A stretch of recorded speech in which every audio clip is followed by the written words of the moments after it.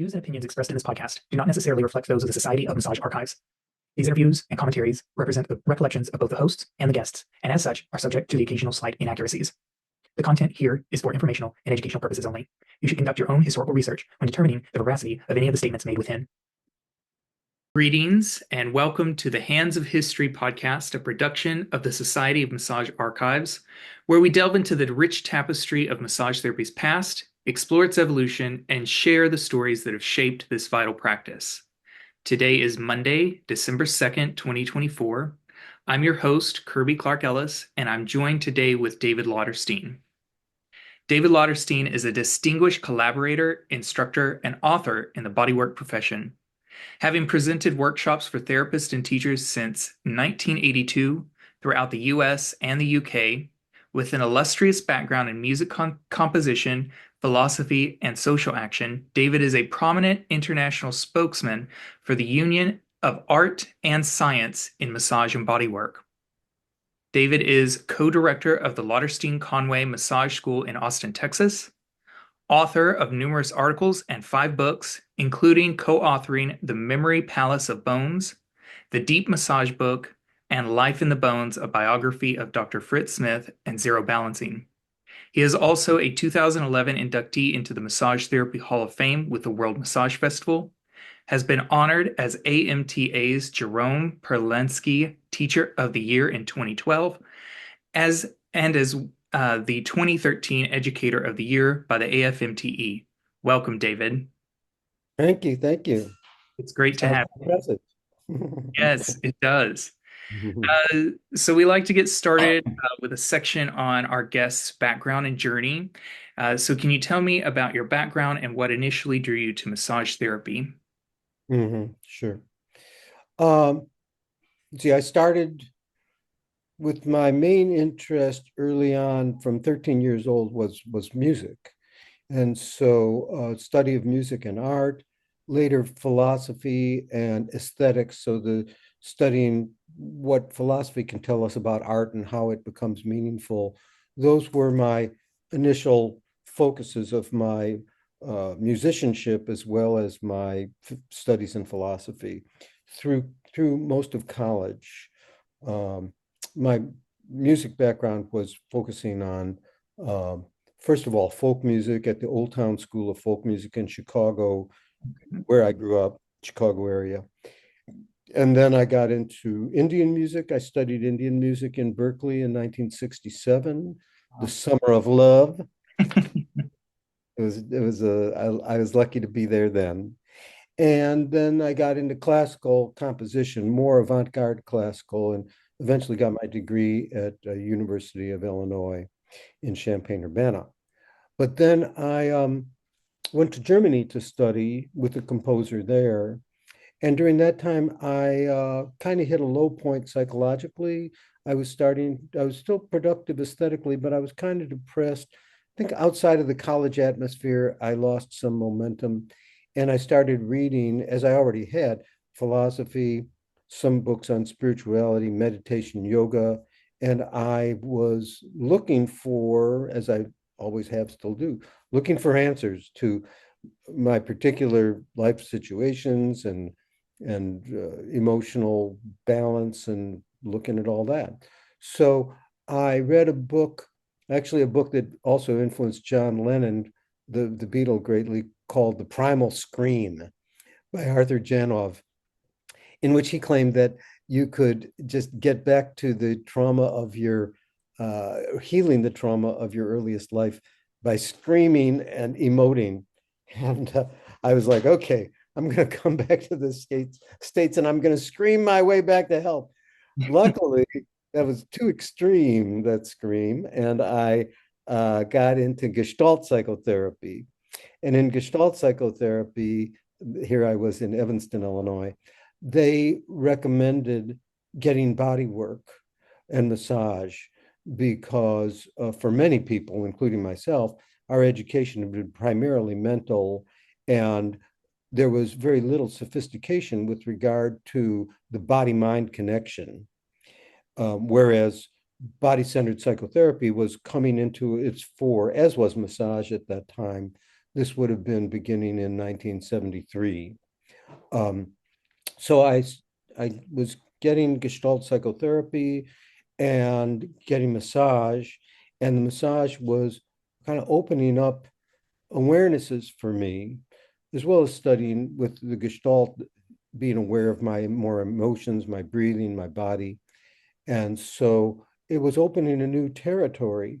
And they recommended also then that I get Rolfed. And Rolfing, as you may know, was a 10-session format for a more radical, physically and sometimes emotionally deeper transformation. So Rolfing was deeply influential, both on my own experience of myself, as well as on my understanding of how profound the effects of body work could be on one's mind, emotions, and body. And so shortly after getting Rolfed, it was with a Rolfer named Alan Davidson, who is still around and who also happened to Rolf at the same time, Gil Headley, who's a friend and a great anatomist.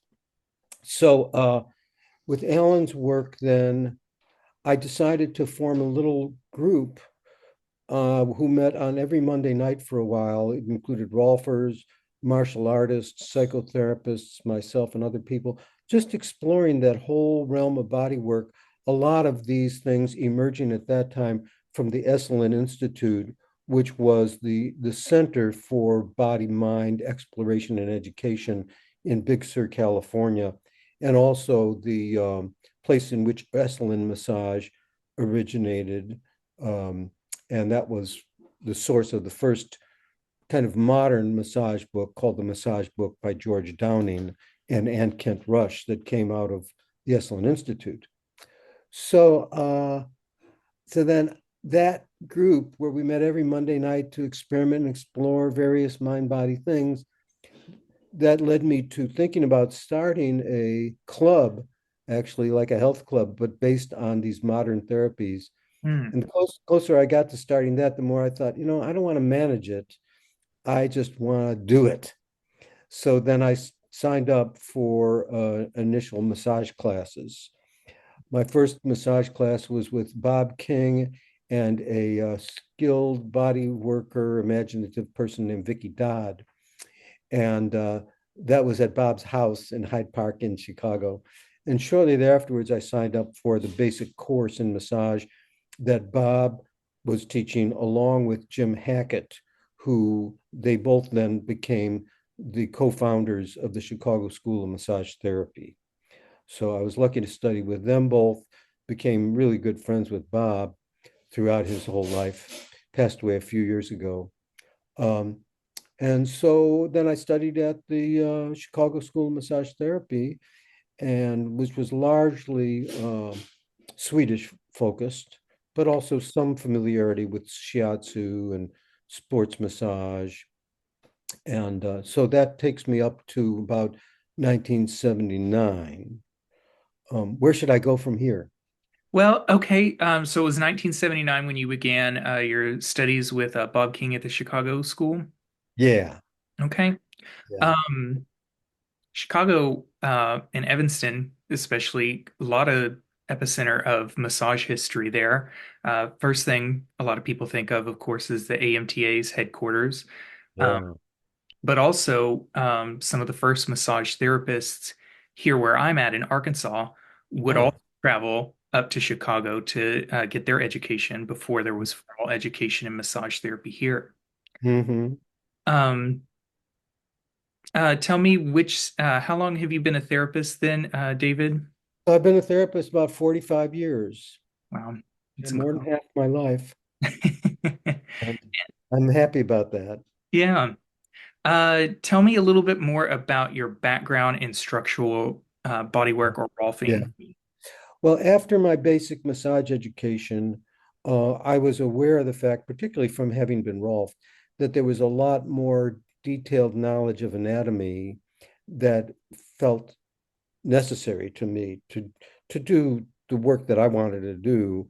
Um, and in the short course at Chicago School of Massage Therapy, it wasn't very detailed. And so I started devising an anatomy training program, And it had so happened simultaneously that a Rolfer uh, who was teaching his own variant of Rolfing decided to do a training at the Chicago School of Massage Therapy, and his name was Daniel Blake. And so it was very convenient for me to sign up for training with Daniel, and he called what he taught structural body work as opposed to Rolfing. But essentially, it was very much like the Rolfing training. The major difference was that Rolfing training was taught as a series of 10 sessions that had very specific biophysical themes for each session. So different regions were covered in more detail in each of the 10 sessions. It Mhm. was a brilliant thing of Ida Rolf's. But Daniel said, well, he inquired, and it was also his inclination, what did Ida Rolf actually do in her practice? Now, it turned out when he explored that Ida Rolf only did what she thought was needed by the person. She didn't teach or do the recipe. She only taught the recipe because she felt like that if the Rolfing students do this sequence, they're going to do no harm and a lot of good. So oftentimes when we teach, we want to teach a formula or a sequence.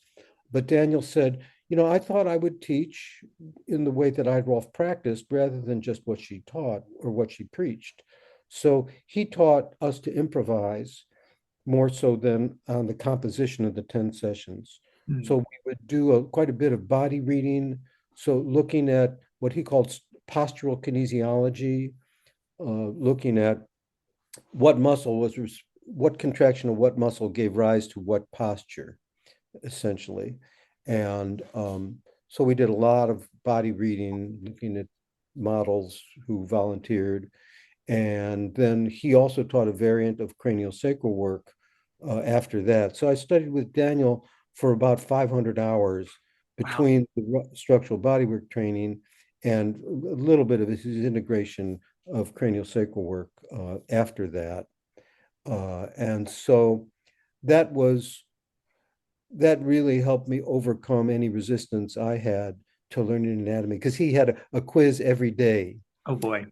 And I was like, give up all resistance. They say, abandon all hope, all you enter here. I had to abandon all hope that I could not memorize my origins, insertions, and actions of the muscles.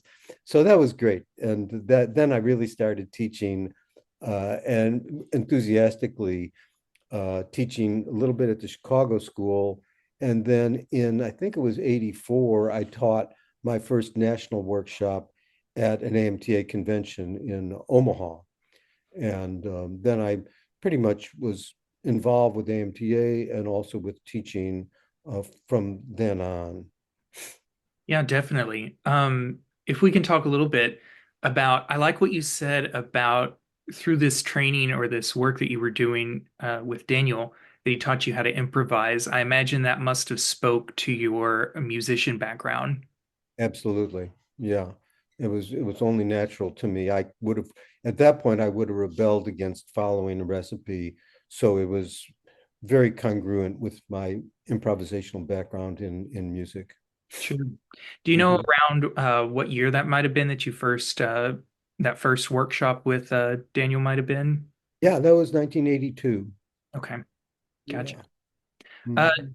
tell me a little bit also about your background in zero balancing. Uh-huh.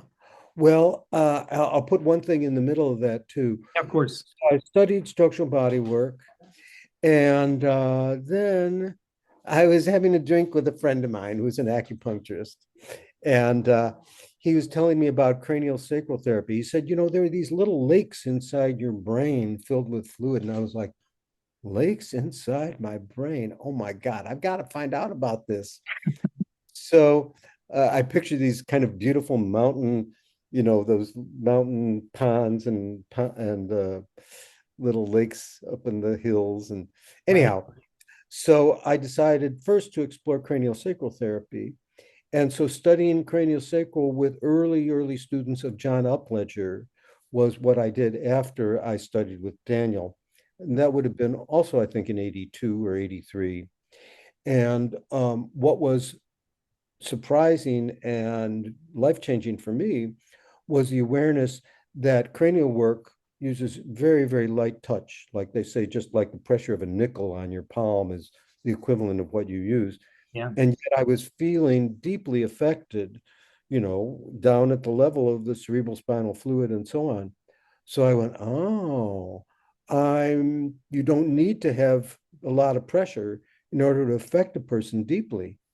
And so at that point, I'd been teaching at the Chicago School of Massage Therapy. I began teaching there in 82. And one of the main things I taught was their deep tissue segment. Personally, then I decided to change the name of what I was teaching to deep massage as opposed to deep tissue, with the implication being that we are so much more than just tissues, that we are mind, body, emotion, spirit, and that in order to affect all that, you need to stop defining the body as being just tissue and needing lots of pressure in order to help make changes. In the Rolfing, there was a lot of pressure, and I appreciated it, but I realized it wasn't always necessary. And so that's why I changed the name of what I was teaching to deep massage, and later wrote a book called the Deep Massage Book. So to distinguish it, which a lot of people don't quite realize, that deep tissue and deep massage are two very different things. Oh, yeah. Now, deep massage, then I was teaching, and I also had heard about zero balancing. At that time, I was also editing the massage therapy journal for the AMTA. And so I would solicit articles. I really had fun doing that editing. And one of the earliest things I did was I solicited an interview with Dr. Fritz Smith, who's somebody I heard about as the founder of zero balancing and someone who was quite well known, particularly at Esalen. So, yeah, so I decided, well, let me check this zero balancing thing out. And I read a little bit up on it, and then I got him invited to be a speaker at an AMTA convention in Washington, D.C. I think this was 1986. Okay.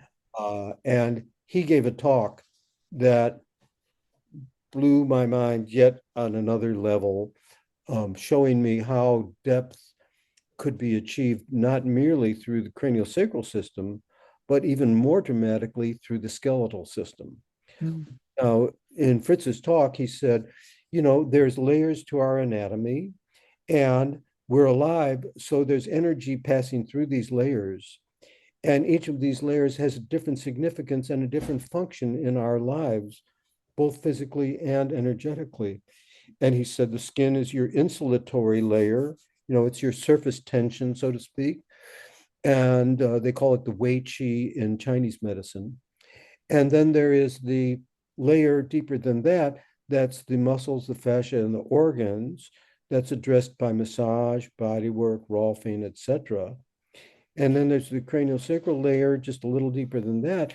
He says, and then the deepest layer in your body, which holds the deepest energy currents and the strongest energy currents because it's the thickest tissue, is your skeleton. And until then, I had felt like, hey, I've studied all this stuff, but there's something I'm missing. And when he said, talked about the energy flowing through the bones, I went, that's it. I Mm. haven't been addressing the deepest layer of the person.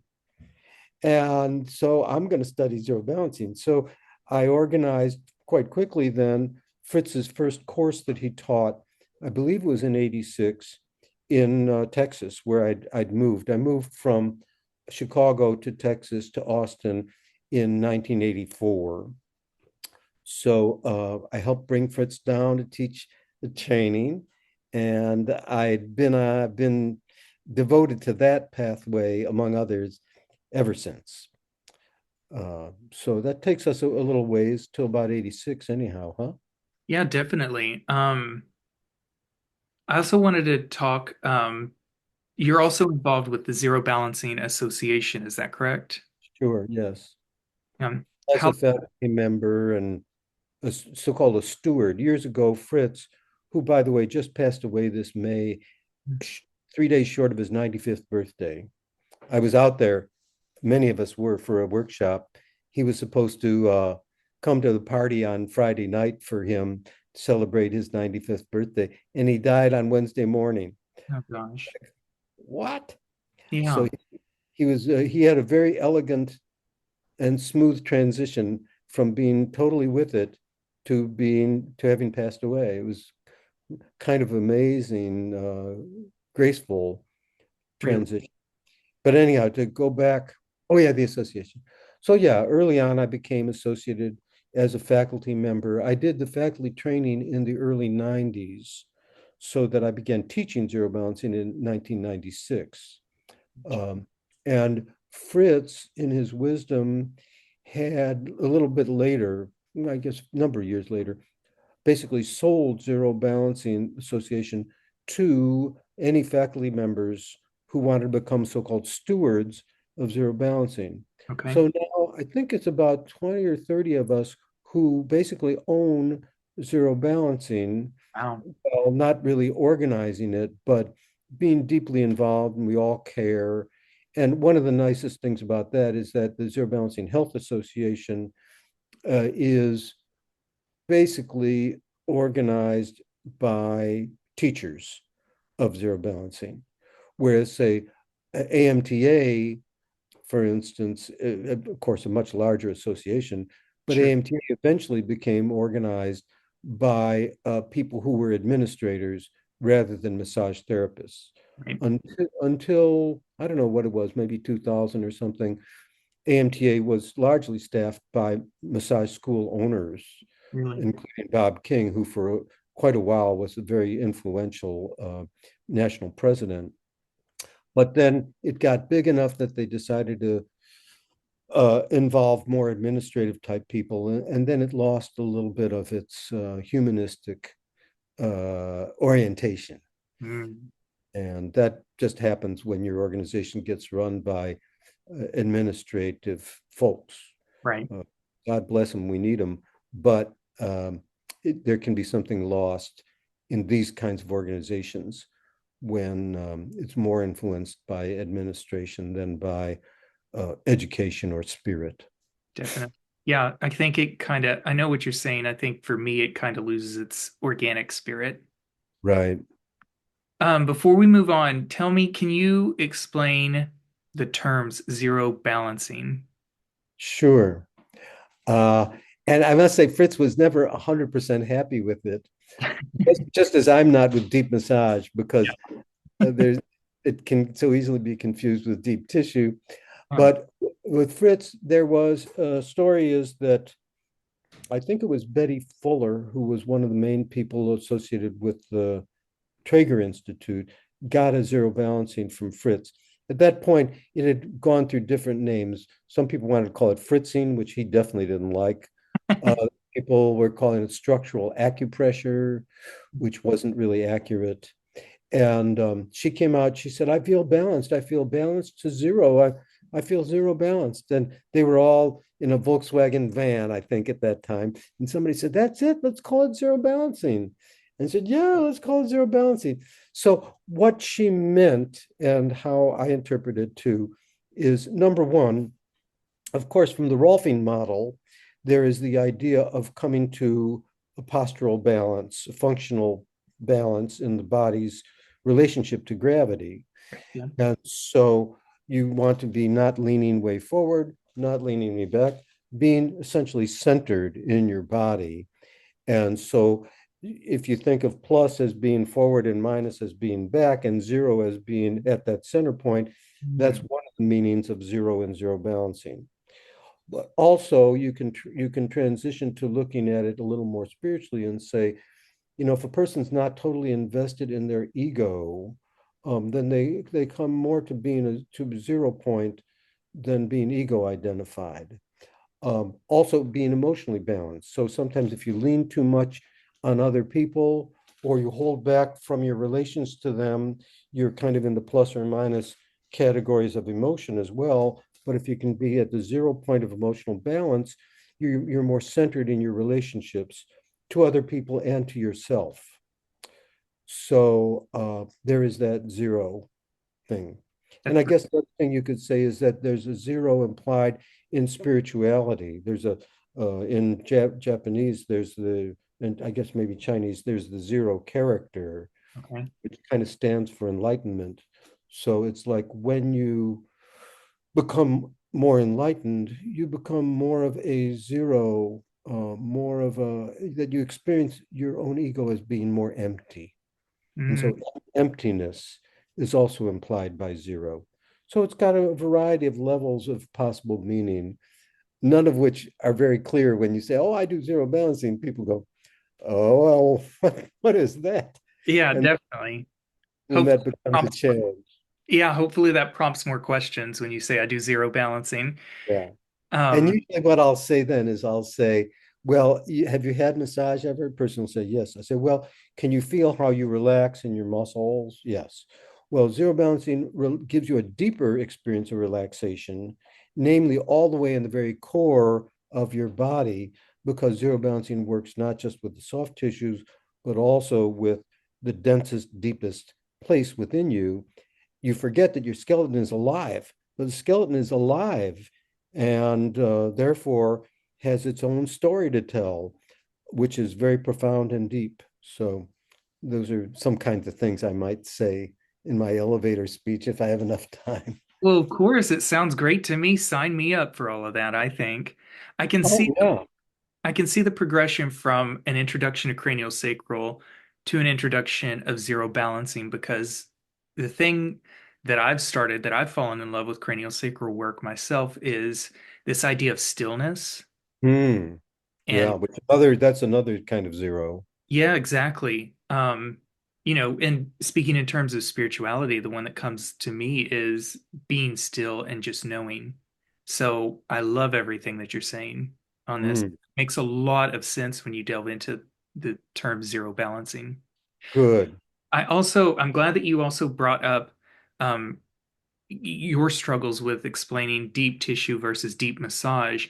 I want Mhm. to know when you got started around the early 80s, was the mentality with practitioners as well as clients this idea of deep tissue is the only effective work that can be done?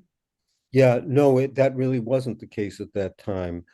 Thankfully, really, because at that time, like I say, the bodywork world had many different branches to the tree, and they were all more or less considered equal, although Swedish was the dominant form, which of course was not necessarily deep in the way Americans practiced it, because Swedish as practiced in America owed as much to Esalen massage as to Swedish massage, which originally probably was much more deep, kind of like sports massage in Sweden.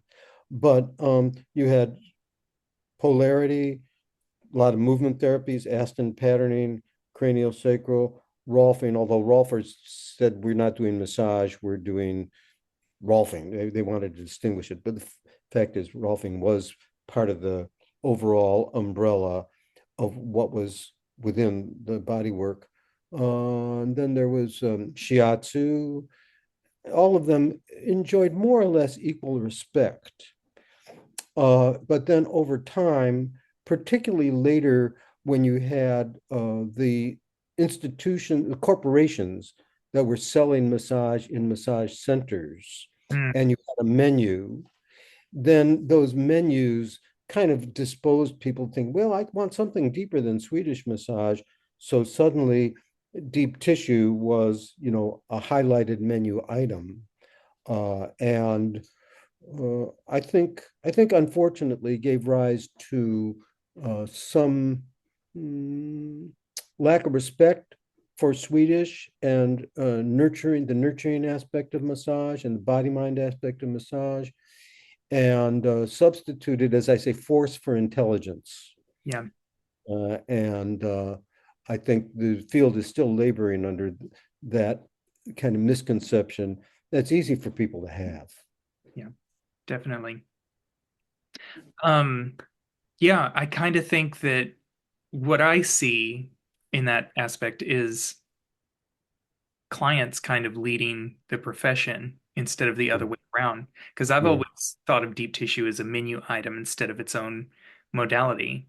Hmm. So I like this perspective that you have.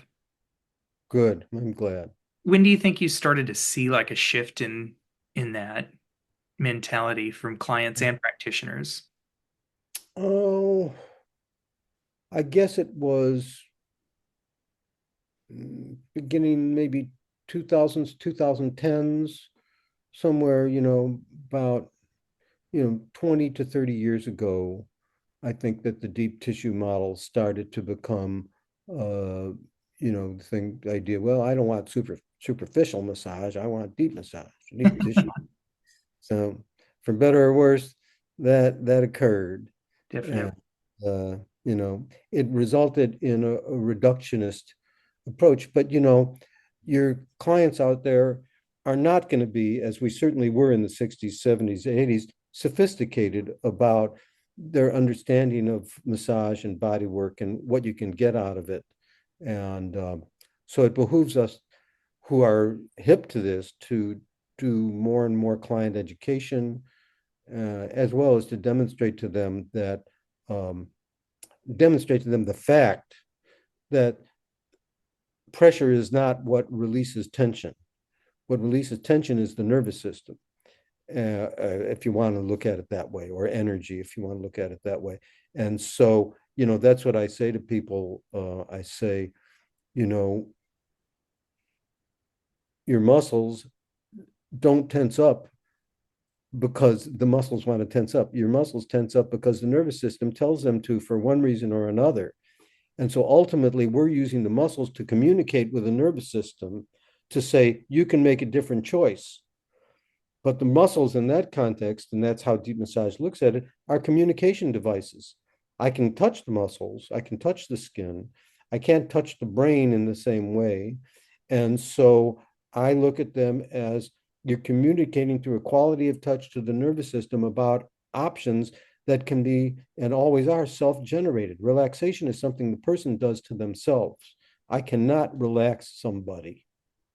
As hard as we try. I tell you, it's a rough life. Yeah, Mhm. I love that. I love what you're saying. If we can go back to your initial massage training Mhm. in Chicago, um, can you tell me a little bit more about your instructors? Was it just Bob King and the co-director? Yeah, primarily Bob King and Jim Hackett, who were the co-owners and founders of the Chicago School of Massage Therapy. I think my original shiatsu instructor was Gina Bader. I don't know if she's still practicing. And so that was all covered by them. Bob was a little more structural, but he also was a great speaker on the history of massage. I really wish that more of his teachings had been recorded. It's a shame. He stopped teaching more or less before videos became as common, and so you're missing it. He was very entertaining, and he was very nurturing to Patricia Benjamin, who became one of the great chroniclers of the history of massage, who was also one of my students at the Chicago School of Massage Therapy in eight. I guess it must have been 83, something like that. So yeah, Bob was oriented, also very much athletic. Bob was a former amateur boxer, as well as a former seminarian. So Wow. he had those polarities in himself that worked well as the president of AMTA. He was able to come in, with some spirituality and with some spunk, and help transform the association and their educational requirements and so on. But so he having been athletic, he also was very influential in the early history of sports massage, along with Benny Vaughn and some other people. So that was things that he offered. Jim Hackett, on the other hand, was more holistically oriented. Although Bob was also, he was into Jung and so on. But anyway, Jim was a great teacher of anatomy, deep tissue, shiatsu, later became a Rolfer himself. So both very dynamic and charismatic fellows, and Gotcha. good teachers. What can you remember any specific textbooks that your instructors used? My memory is that I don't think we used a textbook. I Okay. don't think I don't think we were bought into any particular texts at that time. The ones that were fragmentary or very basic Swedish oriented, in a way that had very little imagination. Um, And so, no, I don't recall us using any books. Now, in the structural bodywork training, we used a number of very good anatomy texts. Okay. Uh, so Clemente's Regional Atlas of Human Anatomy and Werner Platzer's book, Locomotor System, both great anatomy texts. And I think maybe we used the anatomy coloring book, now that I'm thinking about it, at the Chicago School. That's a good book, still is. How did you get involved to be a faculty at this school? Uh, I think Jim asked me because Jim Hackett was also in the structural bodywork training we took with Daniel. And so I got to know Jim. I actually took great pride in scoring consistently better on the anatomy quizzes than he did. It was my goal, like, I'm going to do better than Hackett. So now We that he's passed away, I can admit that. But and so he saw my interest in anatomy. I think at that point, I'd also proposed to teach a class called the Anatomy Training Program through the Chicago School because I, after I went through Daniel's thing, I pretty quickly felt enthusiastic about the need for better and more detailed anatomy training. I called it ATP, the Anatomy Training Program, and I was honored that Bob King actually took my training because he, like many therapists at that time, had only a very general notion of anatomy um, and had really not memorized the origins, insertions, and actions. When sports massage started to really catch on, suddenly a lot of therapists felt the necessity to understand anatomy better. Sure. So I think it was probably Jim and Bob seeing me teaching the anatomy training program at their school said, hey, why don't you just teach our anatomy and deep tissue and so on? And so that was a pretty smooth transition. And I loved it. I didn't really quite know until I started how much I loved teaching. And I just flipped over teaching. I felt like I felt like a Baptist preacher. Like I would I would say things and I'd say, "What do you think of that?" And they'd go, "Yeah, I love that." So I really like the call and response aspect of teaching, which I still do and think is super important, both in teaching and in therapy. That it's a call and response. You call for some response, but it's the person who must respond on the level of their structure and energy. And so whereas say deep tissue model is I'm just going to keep calling and calling and I'm not necessarily going to pay that much attention to your response. I'm just going to keep on going. I'm not needing to be too catty about deep tissue. There's an absolute place for it. It's absolutely fine. It's just not the whole story, at least how some people practice it, where they just define it as more pressure. Yeah, definitely. No, you're not getting any arguments here. Mhm. Um, at the time that you completed your initial training program, did Illinois have licensing?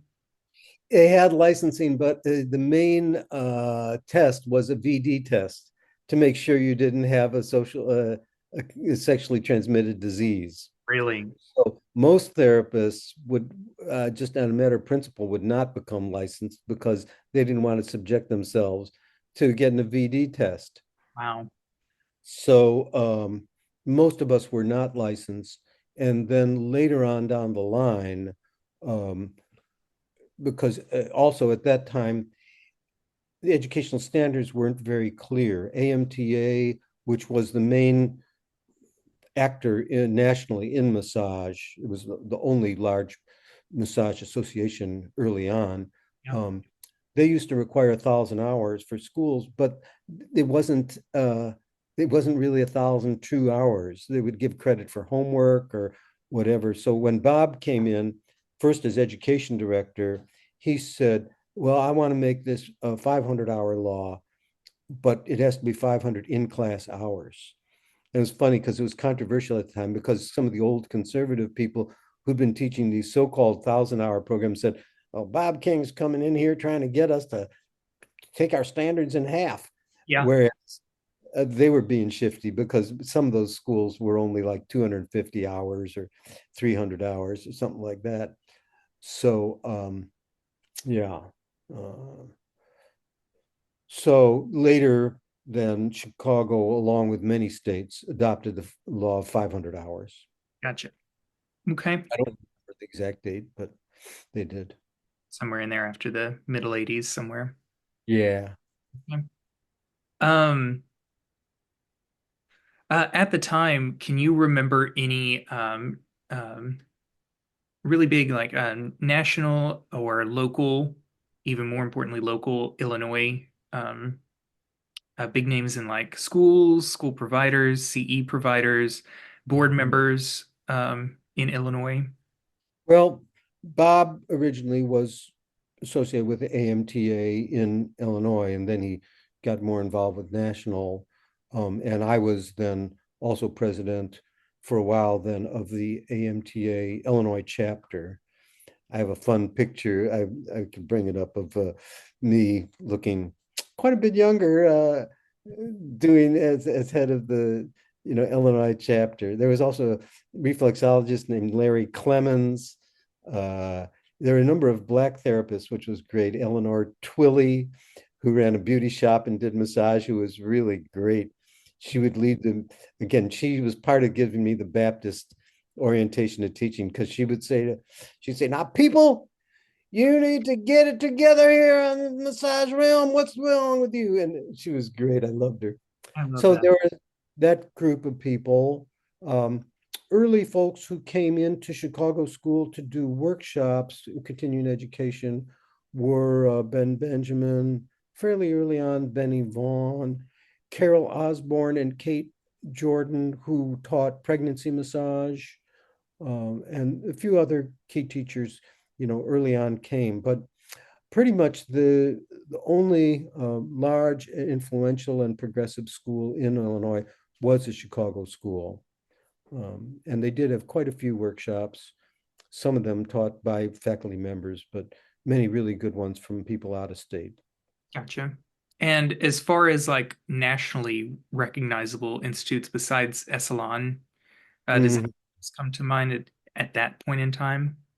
Yeah, well, there was the Swedish Institute in New York, and that was probably the oldest and best known. There was the Boulder School of Massage Therapy that oftentimes, Rolfing at that time required that you already have a massage uh, certificate. So a lot of times people who wanted to do Rolfing would go initially to the Boulder School at that time. There was a Desert Institute in Tucson, Chicago School, a little later, the Utah School of Massage Therapy, started by a Rolfer there. And oh yeah, there was a thing called the Institute for Psychostructural Balancing, I think it was in San Diego, was an old one run by again, a Rolfer named Edward Mopin. And those are some of the main schools around that time. Gotcha. Thank you. Mhm. Um, I should mention Ben Benjamin's school, the Muscular Therapy Institute in the Boston area, was also influential, and a number of others. so have you ever served on your state's regulatory board, either Illinois or now Texas, right? Well, when I left Illinois, there was not yet a regulatory board, so not for Illinois. But then um, they started, the Texas law began in like 1985, and there was no board under that at that time.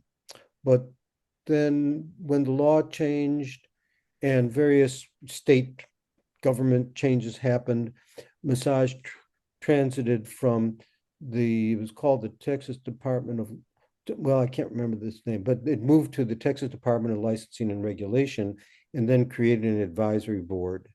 And so I believe I was the first what is it called? Precinct chair, I think, of the Texas Massage Therapy Advisory Board.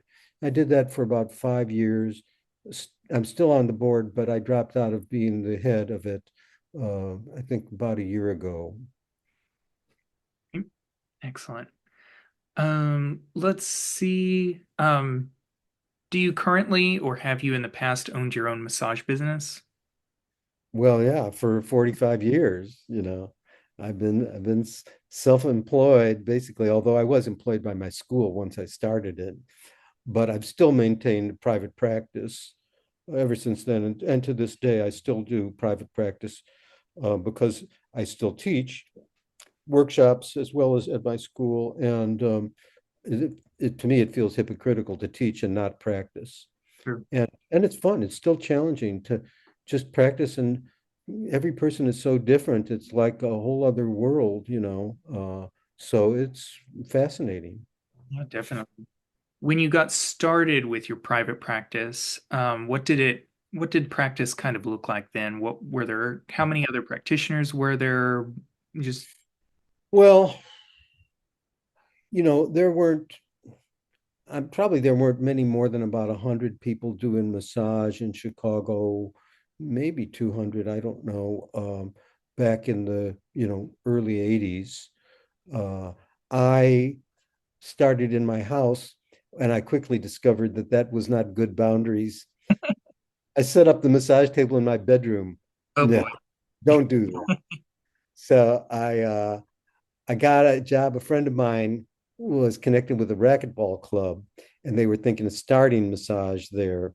So it was a place called Lehman Courts in near north side of Chicago. And so luckily I was able to start doing massage there, where I was basically doing Swedish and deep tissue before I learned structural body work.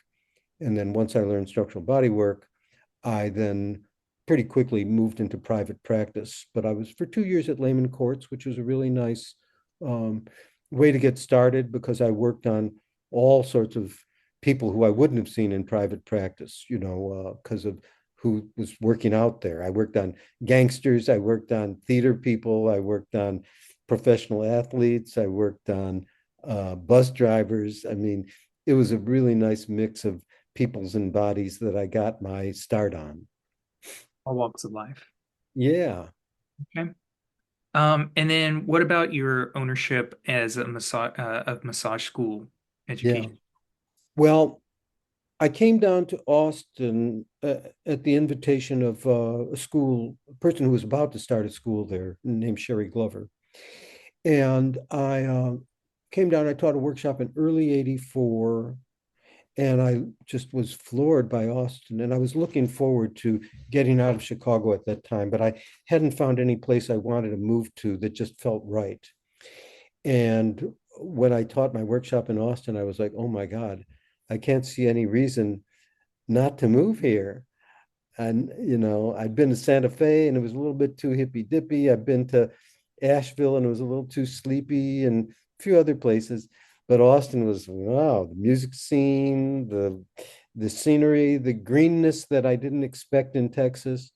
So anyway, I moved here in 84, having taught a couple of workshops here at very end of 84, and I planned to just do advanced trainings.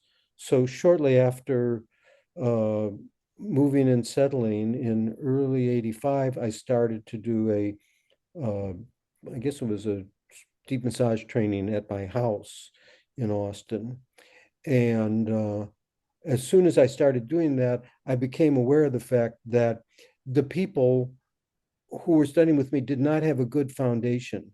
They Um, just wanted to learn advanced stuff. So I was like, what Texas needs more is a good foundational training than just this advanced thing. So I approached the Sherry Glover who had invited me originally and asked her if she would be interested in me being on her faculty. And she asked me if I could be dean of faculty, and I volunteered to kind of write their curriculum, wow. somewhat based on the curriculum of the Chicago school.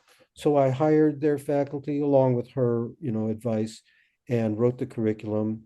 And one of the first things I did was hired as an assistant a man who had studied with me in Austin, um, who had taken my advanced class at my house, John Conway, and we'd quickly become good pals. And so I hired John as an assistant teacher, and he pretty quickly became a full-time teacher at this school was called the Texas School of Massage Studies.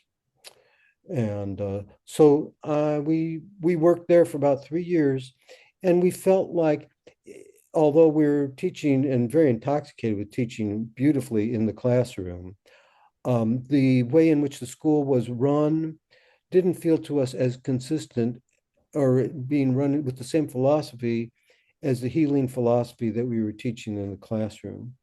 So we decided to feel more integrity with this became our initial mission statement to run a school in a manner as healing as the subjects we were teaching. That was our motivation, and we decided to start our own school. And we started then the Lauterstein-Conway Massage School in 1989. And we called it that because we got the initials TLC, the Lauterstein-Conway. And also because we had a good enough reputation that we thought some people might say, well, where are Lauterstein and Conway teaching? So we said, well, there'll be no mistaking that by the title of our school. So we started in 89 and have been around ever since.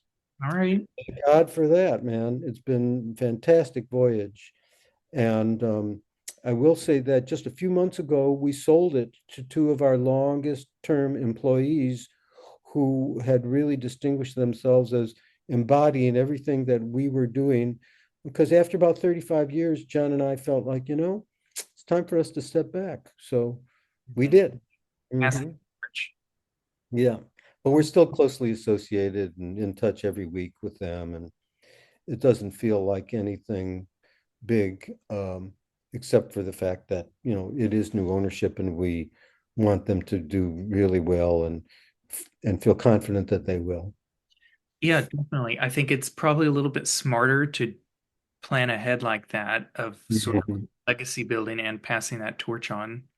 Um, You may know that one of the big, big things that happened in massage that was not terribly good was that as massage got more and more popular and massage education got more and more popular, you found more and more corporate entities who were interested in getting into the business of massage education.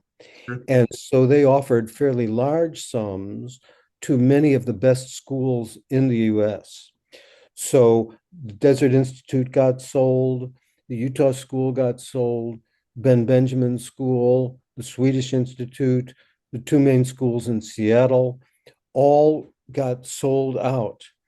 And as happens, as I said with AMTA also, that when you have people who are more interested in money than in education, the school changes in its character. And pretty quickly, those schools got less and less good reputation for high quality education, although they were making a lot of money through the student loans, which essentially was how they were looking at as they being their cash cow.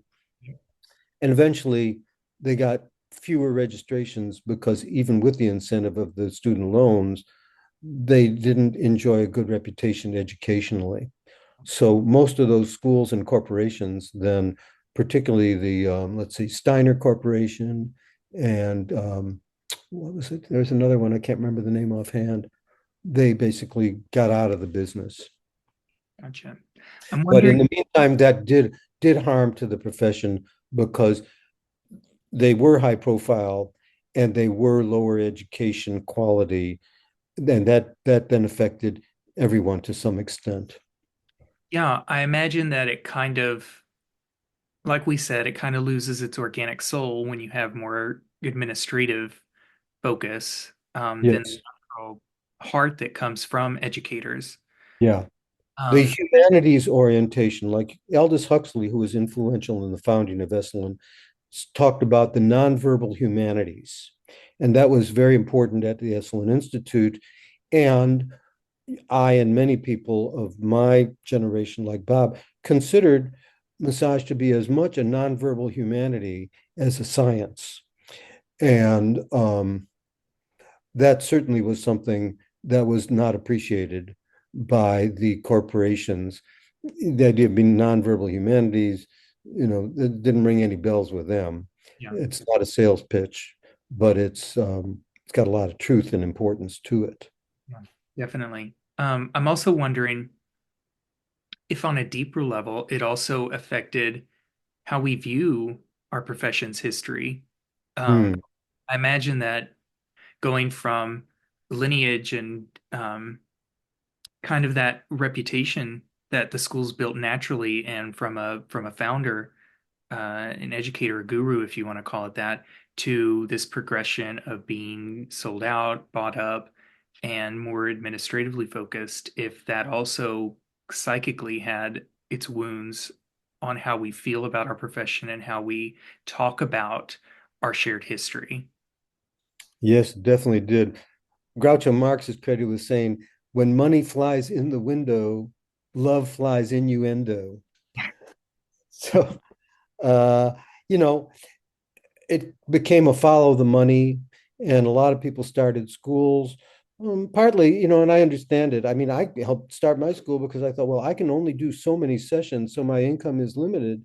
Right. And if I start a school, maybe I can make more money. I was just getting married, so that was part of the motivation, Sure. is just not tying your income to the sheer number of hours you can work.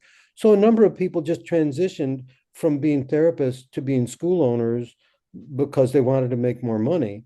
And that, luckily for me and other good school owners, that wasn't our primary motivation. Education was first, financial success was a result of that, as far as we were concerned, or we hoped it might be. Right. But when money gets to be your first thing, they say sometimes in crime shows, follow the money. Well, you could follow the money to certain schools. Ideally, you follow the education to a truly good school that, like you say, has heart. I don't fail to notice that opening a school in 89 is kind of right on this cusp of a really huge boom of the popularity of massage in the 1990s. Um, Speak a little bit about that. What did schools look like in Austin, Texas, or in Texas around the Mhm. country at a broader sense look like at that time when you got started? Well, to speak first of all about our school, and about Austin. Austin has traditionally been the hip, college town of Texas. And so we got a lot of imaginative, hip, lovely young people, and some older people too, who were really into the human potential movement, which was at its height in those days. So we had wonderful students, and that, inspires us as teachers, of course. Um, there's like, they say, if you build it, they will come. I will say, they came and we built it. You know? So, and so that was great. And since, as I said, the human potential movement was very alive at that time and had radiated out, if from any place from the Esalen Institute, um, that affected a lot of good schools at that time. Also, there was the Potomac School of Myotherapy in Washington area, and others. So, on the other hand, looking just at Texas, um, most of the other schools were started by people who Texas did not have a law until 85. So some of the people who started schools didn't have that much education. And if it was anything, it was largely Swedish. So they weren't necessarily sophisticated educationally, some dramatically not so. So we were a bit of an island, uh, although there wasn't a few other schools, and a few were decent, but nobody of our size or orientation. Sure. Um, but yet Texas was a little lowbrow. And at that point, the other thing about that is that Texas originally had only 250 hours required, whereas most states were requiring 500 hours. So it took us quite a few years before we were able to get the law changed to 500 hours. So that's the other thing, is that Texas schools, most of them only offered 250 hours. What we did was, when we started, we offered the 250 hours. Later, there was a 50-hour internship that was tacked onto it so that the state law required 300 hours.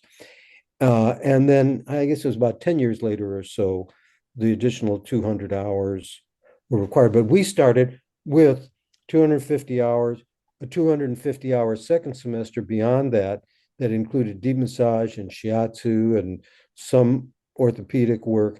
And then we had a third semester. So we had like 750 hours when only 250 was required statewide. In the Wow. third semester, we had craniosacral work, orthopedic massage, more advanced shiatsu, zero balancing, and a psychology of bodywork. So it was very diverse curriculum and very advanced curriculum for anywhere in the US. And then, as I said, the best schools, in my opinion, were the ones that taught clinical massage with great clarity and expertise, but also taught the body, mind, spirit aspect of massage um, as an integral part of it. And so you had that happening through particularly Potomac School, Chicago School to some extent. Um, and so a number of massage schools were very much that. And a lot of the instructors, quite frankly, at the best schools were very body mind oriented. At that point, I was already teaching workshops at the Desert Institute in Tucson, for instance. And, I would go to teach at various AMTA state conventions. And people were, at that time, were quite open to the humanistic yet clinical approach. And oftentimes you had people who were either scientifically oriented or presenting massage as medical, and then the others who were presenting it more as a art as well as a science, which that's always been my specialty. Of course. Yeah. Mhm. Before we close out kind of this section on your background, um, looking back to your origins, how has your approach to studying massage evolved since then? To studying massage, let's see, how's it evolved since then?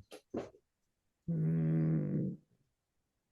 Well, I did a workshop at Ben's School, Massage Muscular Therapy Institute years ago, called Teaching with the Enlightened Body. And so one of my orientations that I tend to emphasize, with our teachers as well, is that teaching is not surely a mental act. No more than massage is just clinical reasoning. Massage teaching is something you do with your whole self, which means, of course, teaching with the heart so that you care for the students. My favorite essay that I've ever read on education is by the great philosopher Martin Buber, called The Education of Character. He says, education that's truly worth the name is education of character, Hmm. and meeting the person as a I thou deeper relationship, meeting the depth of the person, not just teaching them techniques, for instance. Um, so my approach to education has become more consciously holistic. You teach with your legs. You have certain functions that your legs perform in your life, not just physically. You can teach with your pelvis, with your excitement. You can teach with your breath, and indeed, teaching is a vocal art. You need to use your and reach people with your diction and with the sound of your voice to inspire them and to convince them of your authenticity. So with heart, you teach with care, again, vocal, and of course using your head, and also kind of praying a little bit, because whenever I go in a classroom, I don't know what I'm really going to say. Yeah. When I go in to do a massage, I don't know what I'm going to do. So as one guy said, he says, the fundamental prayer is, God, please help me. So I feel like, I hope the fates are with me somehow or another. And it's important to realize that it's not all up to you, that, um, you're at the very least, you can say you're channeling your own influences.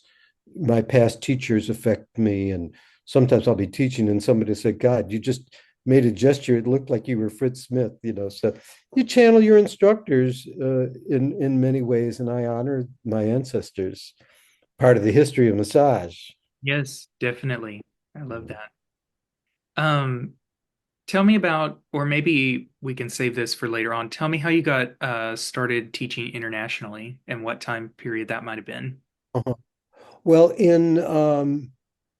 let's see, I took zero balancing teacher training in primarily 1995 and 96. And in our teacher training, two of the 2 week meetings that we had out of four were at a beautiful resort, now no longer, called Rio Caliente near Guadalajara, Mexico. And about a dozen people came over from England to be also participate in that teacher training. And so I loved the people from England. I felt like I'd met 12 new best friends. It was kind of incredible. And one of them was excited about the way in which I had applied. At that point, I had applied some zero balancing principles and theory to working with soft tissue. And that's what deep massage had integrated, was the structural body work, the cranial, and also some of the core ideas of zero balancing, showing how it can apply to soft tissue. So this fellow, who was a ZB teacher along with me in the training, Paul Cohn, invited me over to teach in England, to teach deep massage as opposed to zero balancing, because they had ZB teachers, but they didn't have anybody who was teaching with my level of insight and experience into deep massage.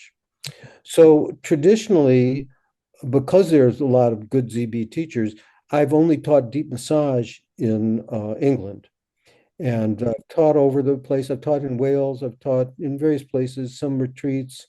And lately, for about the last 6 years, I've taught at the Bristol College of Massage and Bodywork, which is a very nice holistically oriented school that did early on reflect that humanistic orientation and still does.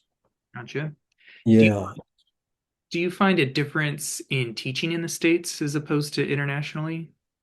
Well, honestly, the main difference, and I don't mean to put us down, but the people are generally a bit more sophisticated educationally who I teach in England. Not just in massage, and not primarily in massage, but more in their interest in theory and so on. So it's kind of funny. I'll introduce a topic that normally would take about 10 minutes to talk about with the US students. And they'll be like, yes, yes, but what about this aspect, and how does that relate to some of the things that Sachin Ananda says in yoga teaching and blah blah blah. And I'm like, you guys really want to talk about all this? Like, fantastic. So I can spend 5 times the amount of time talking with their interest about theory with the English students as I tend to with the workshop students here in the US. It, that, So that's a big difference, the main difference. it sounds like it might be a little bit more engagement, maybe as a polite way to put that on the part of the student. Yeah, I mean, they are a little bit more interested in ideas than the US students, who are a little more interested in techniques. Sure. But also, they don't have, for the most part, high quality technical instruction. England is not as organized or as sophisticated in some respects as the US. So it's intriguing to go there, and I love the students there. And then I also more recently have been invited to teach in Costa Rica, so I've been enjoying going down there a great deal. And Imagine. uh, yeah, and then this next year I'm going also to Amsterdam, because my latest book, The Memory Palace of Bones, um, which I co-authored with a chiropractor friend, Jeff Rockwell, that's gotten translated into Dutch. So as soon as I found out that they were selling the translation rights to the Netherlands, I looked around and I was able to find a connection to a massage school in Amsterdam, and they're interested in having me come. So I'll be teaching zero balancing there. And in Bristol, I'm going to teach zero balancing this year, actually for the first time, as opposed to just deep massage. Really Yeah. exciting. Hmm. Uh, will that be your first time in Amsterdam as well? Yeah. Yeah. Okay, So I'm looking forward to that. I bet. Yeah. Mhm. Let's see. Tell me a little bit. So that, to go back to the 80s and 90s a little bit, Mhm. you were also an instructor for the Midwest Center Study of Oriental Medicine. Yeah, that was just brief. I taught a little anatomy there, um, because I knew the people who had started that, and they wanted somebody to do a little more deep anatomy instruction. But I wasn't very involved with them, but it was fun. I enjoyed teaching for them for, I guess it was about a year, All right. along along with the Chicago school. Okay, so that was in Illinois. Hmm. Gotcha. Let's see. And if we can explore a little bit, you've done quite a few of AMTA's national conventions. Hmm. I think you said starting with 84 in Omaha. Hmm. Tell me a little bit about that first experience. How did you get involved with that and how did you feel about it? Well, probably Bob must have recommended me to do a national presentation, or somebody from Illinois, you know. And again, just like enjoying teaching, I just loved being in front of a national audience. And I recall that something possessed me.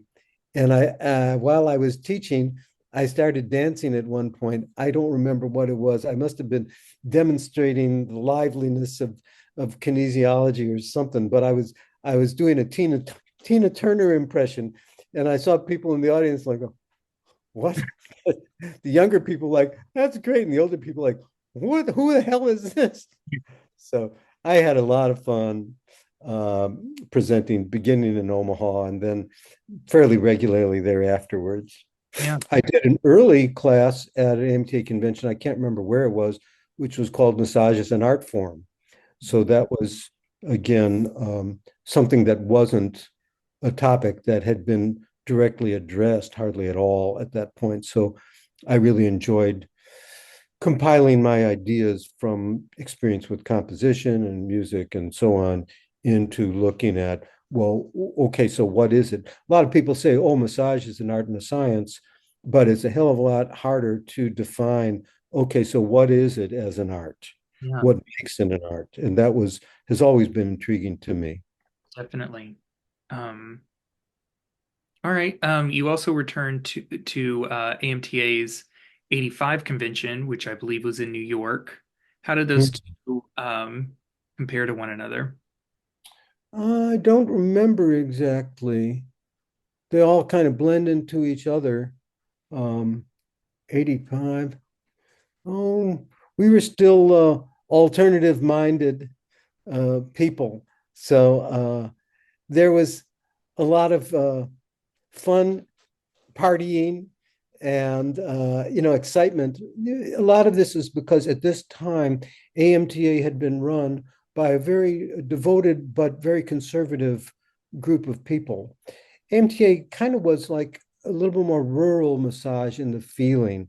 Like the first convention I went to, I can't remember where it was, but a lot of the people were wearing scrubs, like, those green medical things, and smoking cigarettes. Huh. So he come over to me. Hi, you old guy. What do you do? You do massage? Oh, so that was kind of the vibe. Was very unhip, um, older massage guys and gals, Yeah. and in that way, it felt like there was quite a lid on the association. And then Bob King, some other young people like him and me kind of broke through. And Bob was the main person who kind of broke through the old guard that had kept AMTA being kind of conservative. So I think it was probably beginning in New York that you started to feel the intensity of that conflict, which eventually resolved into us younger people basically running the organization. Interesting. But it was fun times. Right. What Mhm. about 87's convention was in Reno, Nevada? Uh-huh. And I must have been having too much fun because I don't have that great of memory of Reno, but I remember being there and enjoying it. all right. What about 89 in Fort Worth, Texas, back on your home turf at this point, right? Yeah, because then I was already, involved with the schools in Texas. I think that was maybe the first convention I went to when I'd moved to Texas. That was fun. I remember, again, these things were all and I imagine they still are. I don't go to the conventions like I used to every year, but there's an intoxication of people from all over the country and sometimes from the world getting together and just having chats and sharing ideas and maybe sharing massage and workshops. And so that aspect of community, which has been, enjoyed by AMTA as well as by ABMP, that's been fantastic. And in many respects, that's one of the strongest things that happens from those conventions. Not so much the politics of it, politics are less interesting, um, and less essential in terms of people connecting. And the workshops, one dramatic change, which I felt was kind of got me a little less interested, was that at that point, the numbers were such that the workshops were very small, and you could have maybe 3 or 4 workshops going on simultaneously, and you could go from room to room and you could sample the presenters. So one of the ways in which I got to know good people to bring to our school to teach workshops was within 5 minutes, I can tell if an instructor is somebody who I feel is congruent with what we were producing and of that quality. Um, and then some years later, the numbers as well as the administrators made it where you had to sign up for one workshop and you couldn't go to another. So I couldn't sample a variety of instructors. And to me, as a school owner, that was quite a loss. Gotcha. That makes sense. I like that insight. Mm. Um, Speak to me a little bit about your experience as editor for AMTA's Massage Therapy Journal. Yeah, Bob asked me to do that. Bob King was the editor before I was. And so, yeah, I took over doing that. I don't know if it was like 87 or something like that. And I loved doing it. I had enough credibility in the profession at that point that I could solicit articles from really, really good people. Up until then, again, like the association, the content of the Massage Therapy Journal was not very imaginative, though it was fun. It was focused on sports massage and conventions and different things like that.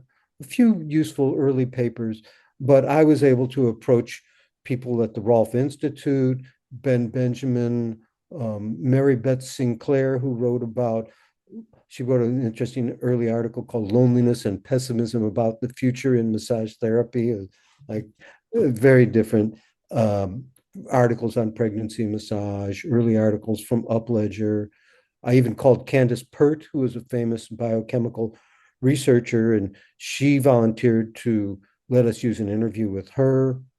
And so we did a series of interviews with a variety of people. Sometimes I did them, sometimes others. One of the first interviews with Fritz Smith was published in the Massage Therapy Journal.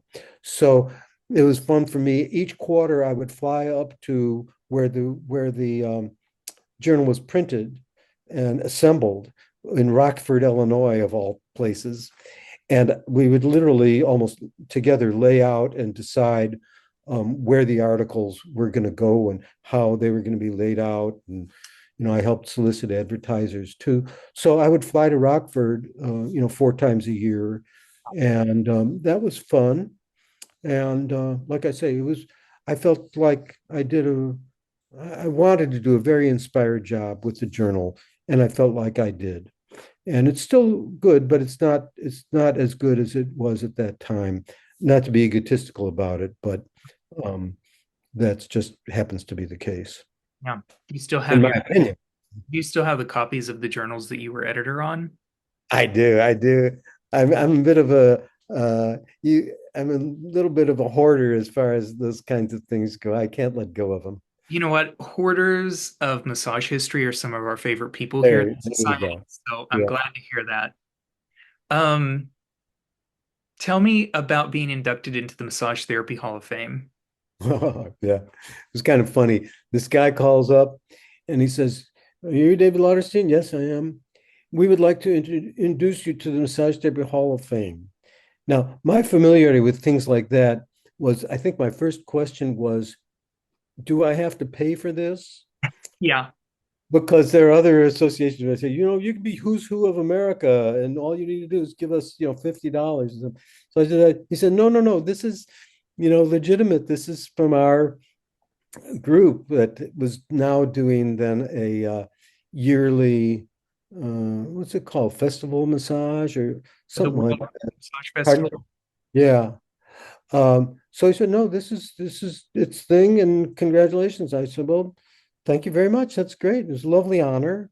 And I think that year their festival was in New Braunfels, Texas, so not far from Austin. So I was able to go for all of that and be inducted and so on. So that was very nice. And then yeah, so that was that. And so I'm in the Hall of Fame. I think I kidded Bob at that time and said, I'm really waiting for the massage therapy wax museum. Yes, I wrote that down. And Uh, someone said to you, would that be the hands instead of a bust of someone's face? I guess so. So, we can have that kind of like the hands in Hollywood and the Walk of Fame. Yeah, I like that. I like those ideas. Maybe someday Yeah. the society could take on that project. Yeah, maybe you will, Kirby. Here's hoping. Yeah. Um, let's see. Tell me about, I want to get through the rest of your awards. Tell me Oh, about being awarded the School and Teacher of the Year training by AMTA. again, just lovely honors, lovely recognitions of what we've done. And I would go to whatever convention those were being offered at, uh, given at, and it was thrilling. So, and I love those recognitions. They mean a lot. Of course. In 95, you received AMTA's Commission on Massage Therapy Training. Right. Was that a precursor to what would eventually become the Commission on Massage Therapy Accreditation, COMTA? Yes. Yeah.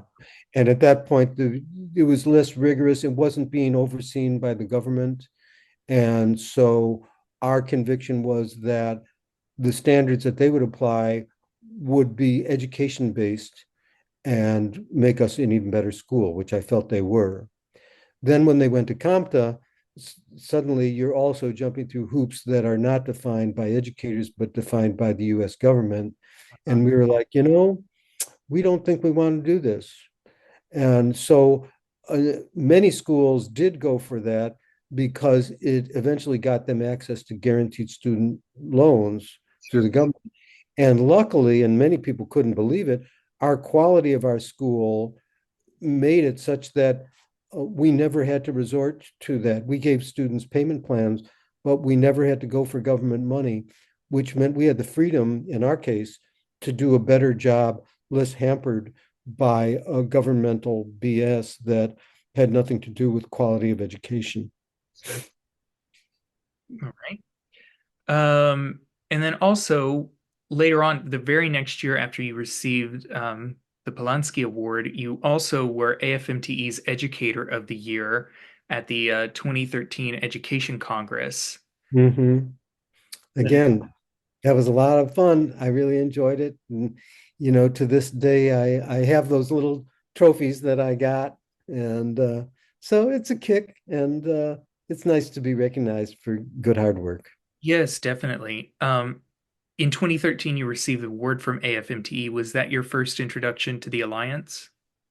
No, I think I'd been associated with them from early on in the history. I don't remember what year it was founded, but I was excited that they were going to do it. I think people, I don't know about all educators, but some were disappointed that it didn't necessarily result in that much benefit for the schools. Um, didn't really help much with marketing. So, and then they also got more administrative. So then they proposed standards that schools should uniformly follow. And many of us were like, no, I'm not buying into that. So the alliance has been a good thing, but a little didn't live up to the promise that I think some of us hoped it might have. But it's good. It's a good thing to have. Sure. Um, Following that 2013 award from the Alliance, you also were a keynote presenter in Minnesota for their 15 Education Congress. Tell Hmm. me about that and your keynote, because the title really catches my attention from a What historian. was that? What did it say? I believe it's Destiny, the Destiny of Massage. Oh, yeah. Well, honestly, that is my version of ever wishful thinking, because I was wanting to see that the massage profession would become even more sophisticated by understanding that massage is an art form as well as a science, that energy is as important as structure.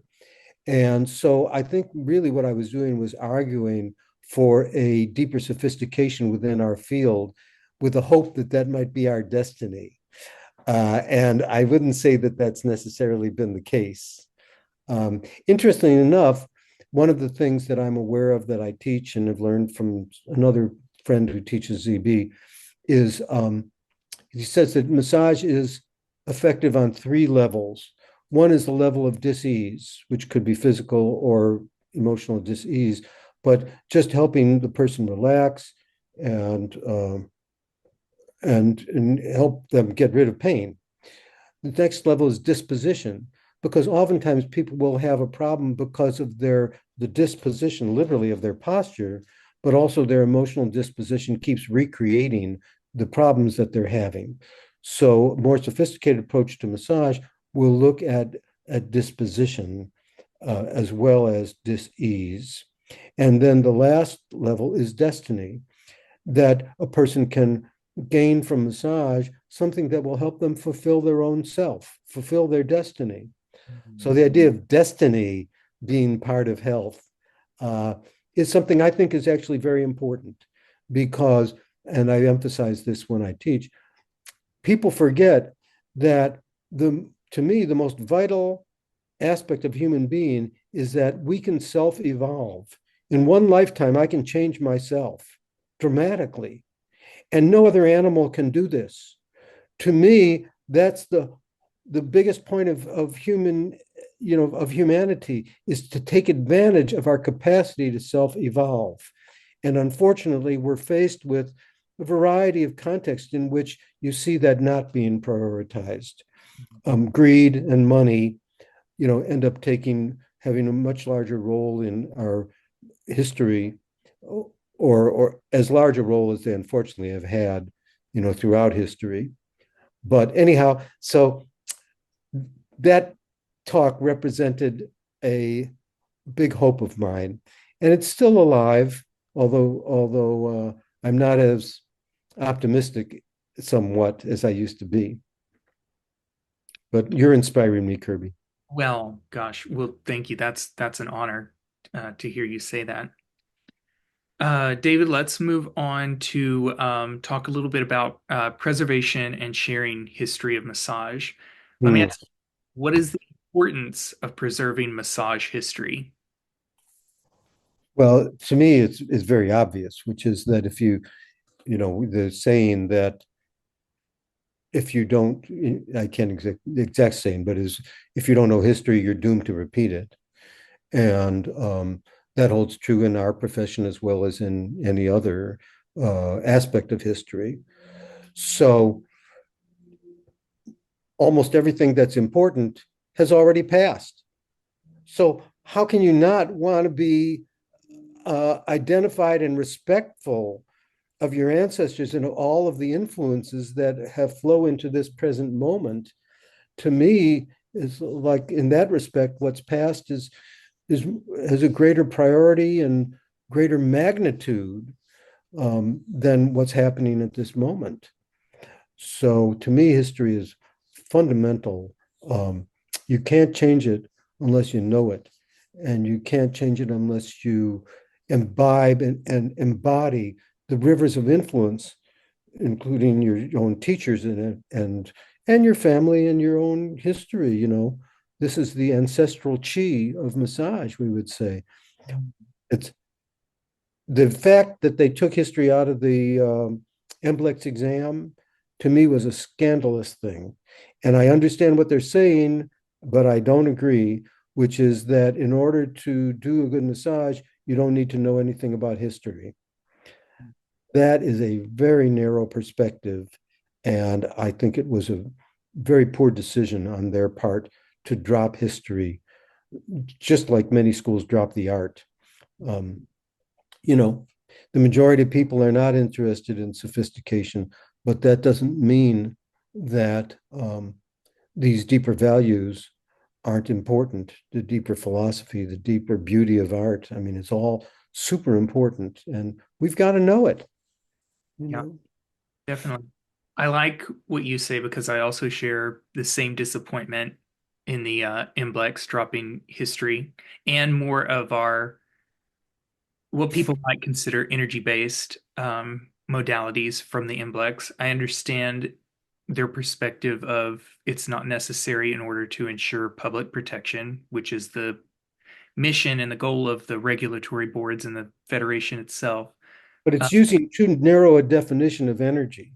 Because, for instance, Susan Salvo, in her excellent book, as Sandy Fritz also has the other great book in massage, fundamental massages.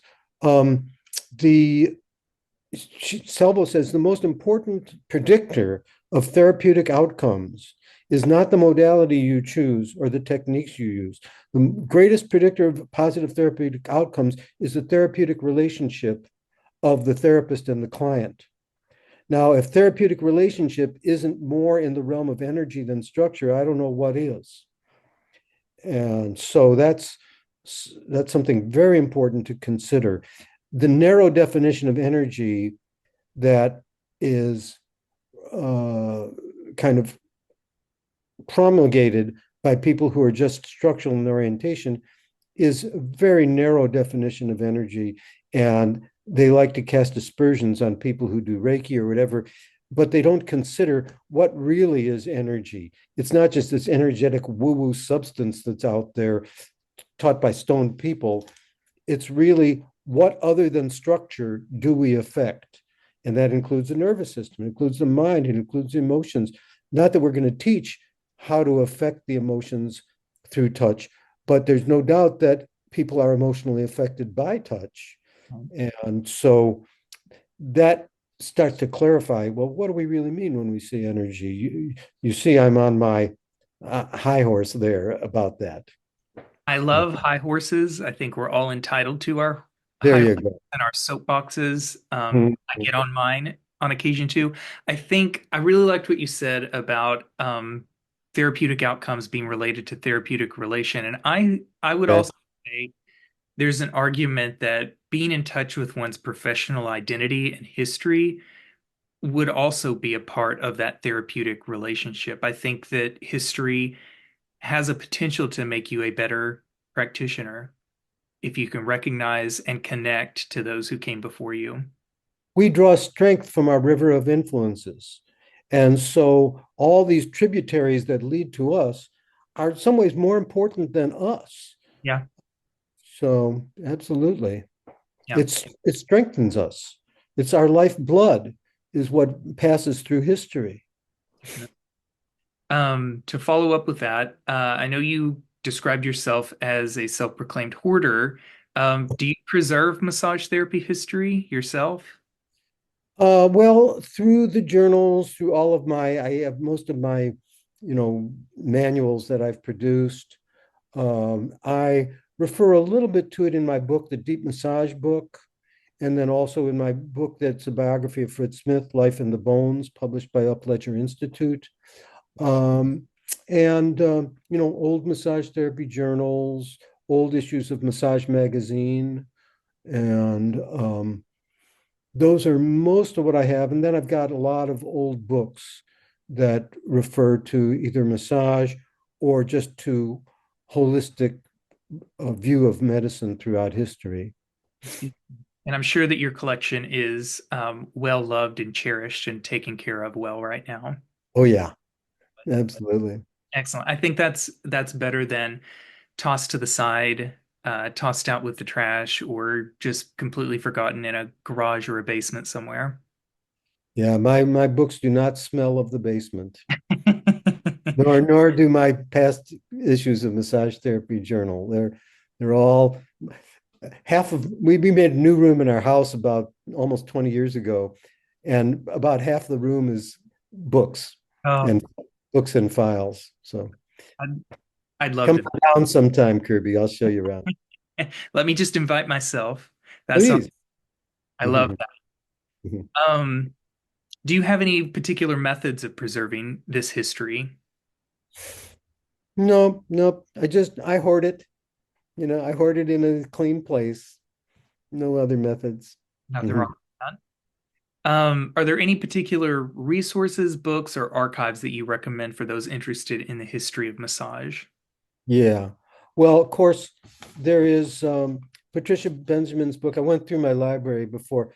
Is The Emergence of the Massage Profession by Patricia Benjamin. That's the most extensive look at that. And then there's a lot of books that are related to, like I said, my biography of Fritz Smith, because that covers to some extent the history of chiropractic and osteopathy and cranial, and because he went through all those things. Another book, reading the massage book by George Downing. That's the first massage book that came out of Esalen that influenced and educated those of us who got into it, beginning in the 70s. George Downing, and illustrated beautifully by Ann Kent Rush, who really was the co-author. That was great. Um, there's a book on Esalen by an author named Kripal, Kripal, that looks very interesting. Um, there's a book called Other Healers by Norman Gevitz that's about other forms of healing. I definitely see massage as existing within, the broad framework of pre-late 20th century medicine that included homeopathy and osteopathy and chiropractic and various things, some of them being more scientifically based, hypnotherapy, and and the early history of medicine. I have a series of books by Sigerist, Sigerist, which is a history of medicine, both in the East, like Babylonia and so on, as well as in the West. So I think being aware of the history of medicine, and remember, medicine was prior to the 20th century was basically holistic. It was a widely based thing, not just medicine in the narrow sense. Definitely. Um, okay, shifting gears real quick. In 2007, you appeared as part of a five massage expert panel in a documentary by Castilia Media and detailed a brief history of massage. Tell me about that experience, and then I'd also like to share some of my favorite quotes from you uh, Okay. from that documentary and ask you to reflect on them. But first, tell me about that experience. How did you get involved with that documentary? Now, I think it was maybe Susan Salvo who initiated that, who Really? contacted me. Yeah, I think so. And then it was fun. I got to be interviewed, and there were other esteemed people, particularly Benny Vaughn, Alex Matthews. I think Susan was in on that, being interviewed. So I liked it. I liked the fact that she was focusing on the history of massage, and I think we all said some, useful things, and it had a liveliness that sometimes history can seem dry to some people. So it's a little dated now, but still not a bad video, and there aren't that many of that kind. No, there aren't. It's one of the main resources that I've used in the Yeah, work we're doing wow. with society. Um, so some of your favorite quotes that I'd like you to reflect on from that video were history is alive and affects us today. Yeah, definitely. There's I'll mention that this is a little more out of the massage realm, but a great writer named Walter Benjamin wrote an essay called Theses on the Philosophy of History. Mhm. And he says basically that the usefulness of history is for it to kind of flash up at a moment of danger, to guide us like a light, as opposed to the mere chronicling of events if this happened, then this happened, then this happened, then this happened, which is so boring. Um, so history, he said, if a person just looks at the historicist view of history as just a chronology, then not even the dead will be safe, because we embody the dreams of our ancestors. Right. It's not just our dream, it's not just our hope. It's like, how do we honor and respect the hopes of people who have preceded us, for God's sakes? Yeah. Many societies practice ancestor worship in a way that can be really, really beautiful. And I think that we shouldn't go without that. Um, so I want to honor the lifeblood that goes and infuses all of our histories. When Alex Haley came up with the book with the roots, and people started looking at the origin of the African peoples and the various horrible and interesting things that happened to them, it sparked a whole new level of interest in, like, ancestry and ancestry.com and so on. Where do we come from? We live in a society which is overly preoccupied with just the present and the latest thing, new and improved. Forget new and improved. Go for old and revered. Yeah. That has more power, and obviously more longevity, because many of these important people of the past, their writings are still available to us. We're living in the richest time of the availability of works, at least in paper, that are available to us. So it's crazy not to live with that level of respect. Yeah, definitely. Well, and there's also a call to preserve it and make sure that it remains accessible. Uh, Right. I really liked what you said about history should come as a flash in a time of danger. Yeah. Do you feel Yeah. profession is at a time of danger right now? Uh, as a matter of fact, I would say so. I'm sorry, but the dumbing down of American culture, and throughout the world, um, it's a tricky time. We're in a danger from climate, and how people respond to these kinds of emergencies can reduce them to not not having much patience for critical thinking. And one of the great things that happened through the 20th century was develop out of fantastic ideas through Freud and Jung and some of the early pioneers of massage and psychotherapists, Wilhelm Reich, Fritz Perls, and some of the ideas that Fritz Smith brought about through zero balancing. So I think we are at a moment of danger because there is the inclination that people may have to relate thoughtlessly to difficulties that we're encountering in terms of climate, in terms of economy, in terms of food shortages. It's tough.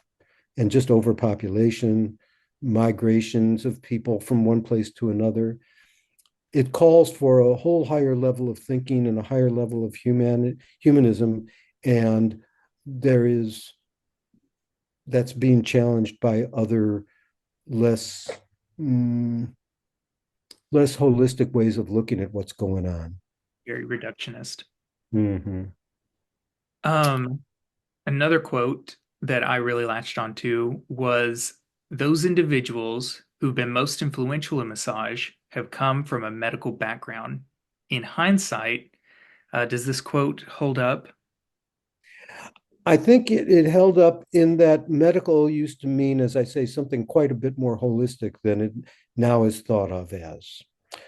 So before 1950 or so, it was there was more wide definition. When the insurance companies came to regulate and reimburse people, there was a concerted effort to make it so that only MDs and their form of narrow education would be recognized by insurance.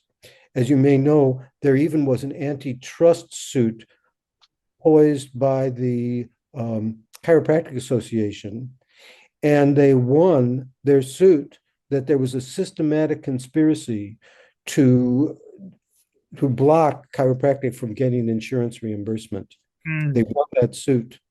And, you know, the MDs had a slogan early on because chiropractic used to have a fairly good reputation equal to MDs back in the early 1900s. Death to chiropractic. ooh, They actually, that became a theme for them. Death to chiropractic. Now, there were some chiropractors who were shady, but there were some MDs who were shady too. sure. Nobody has the copyright for that. But so in that sense, pre 1950, a lot of people coming into massage had what passed for medical background, which in some respects was quite minimal at that time. Then in about beginning in the 70s, many of the people who became a massage were primarily liberal arts oriented people, such as myself, who did not have a medical background at all. And so there was a period there where massage was represented by as much by people who were philosophically sophisticated as people who were medically sophisticated, even more so. But then when sports massage started to kick in, Paul St. John, Ben Benjamin to some extent, although Ben was also psychologically sophisticated.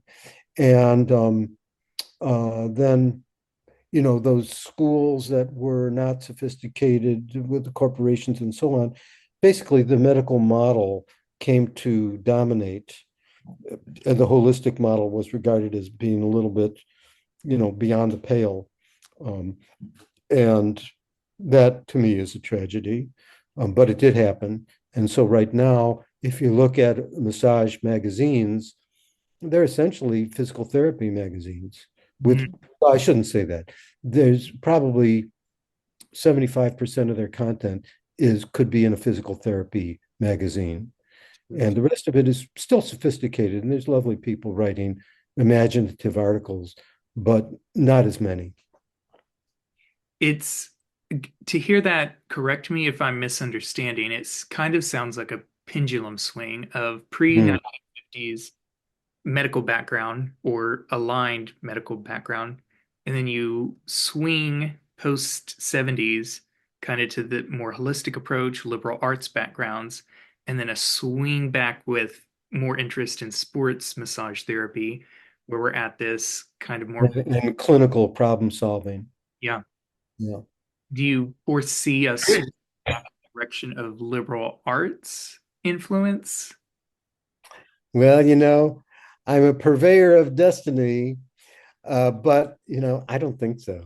honestly. Uh, I just think that you have a de-sophistication going on in general, and so I think massage is, as its many contexts, being subject to that. It's just like saying, if you look at colleges, is there going to be a swing back from technology to general liberal arts studies? It's not going to happen. People say you can't get a job as a philosopher. Well, I want more than a job in my life. So, you know, that's another story. But no, I don't think it's going to happen. Sorry. But there'll still be a minority, just like in politics.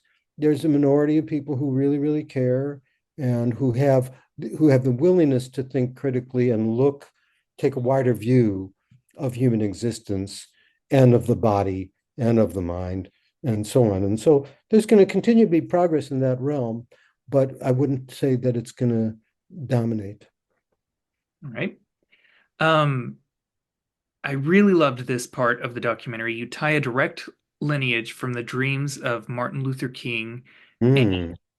President JFK to the Esalen Institute, including this blending of Ida Rolf and Fritz Perls. You Mhm. also, the word self-evolution is how you describe that Yeah. dream, um, being the core of that lineage from those figures.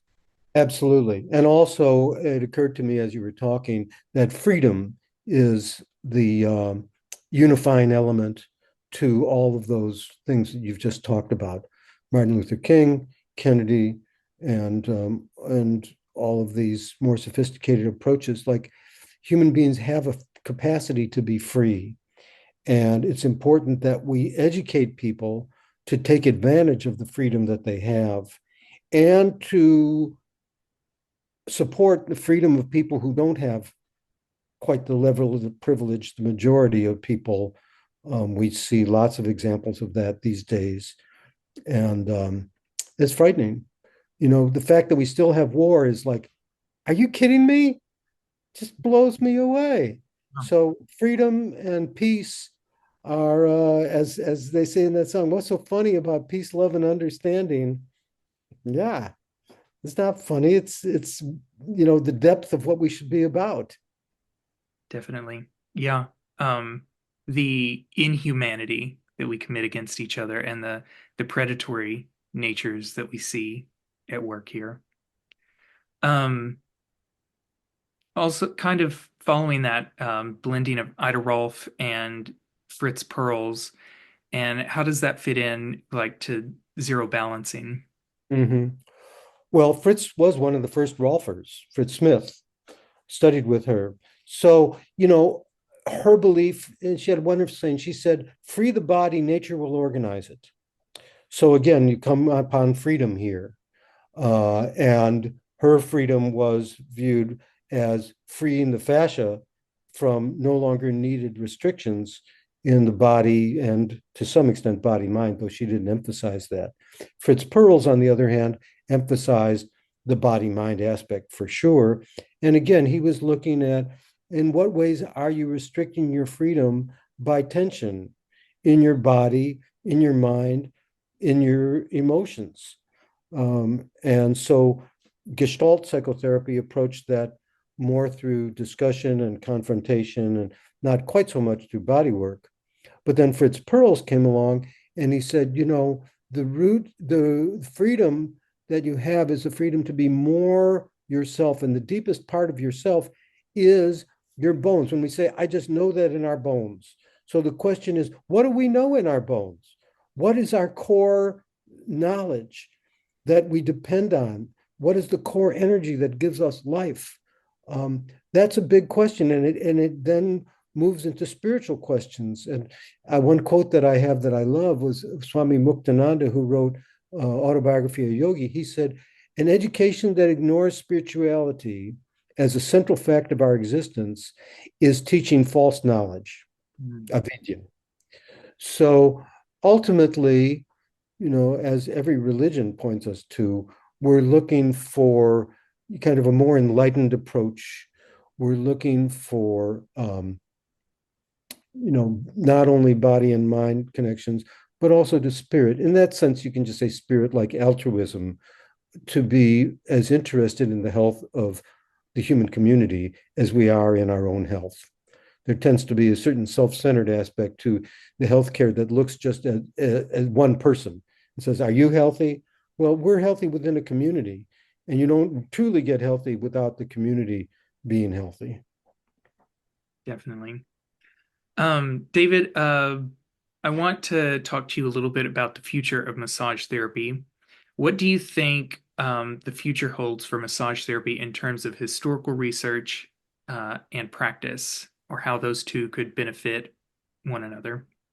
Well, there has been quite an emphasis on research, and I expect that research is going to spill over into historical research as well as research into the physical and psychological benefits of massage.